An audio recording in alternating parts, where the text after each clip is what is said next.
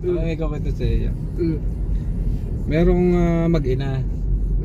Eh ditong bata, ang hiling umakit sa puno ng bayabas. Eh di siyempre bata ano, di sa atin di hubo, ano. Eh di ngayon dinadaanan nitong matanda. Yung bata, nakakit sa bayabas si hubo.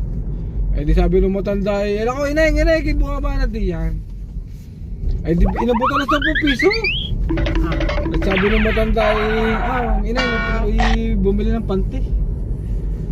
Oh, ay ditong bata ito, takbo-takbo sa kanya, ina. At ibinigay yung 10, sabi nung inay, bisa galing ina. Sabi dun sa matanda, ay nakita ko ako'y nakakit sa bayabas, ako'y hubo, bumili daw ng kinabukasan ditong inay, naghubo din. Umakit sa muna ng bayabas. Ay hindi ngayon ninatano nitong matanda. Ay sabi nung matanda ay, nakaw, inay, kibuha natin yan. O di ba agad yung ina? Inabutan ng piso? Piso lang. Ay sabi ng matanda ay, inay, kayo pumunta sa tindahan at kayo bumili ng blade. Pangahit.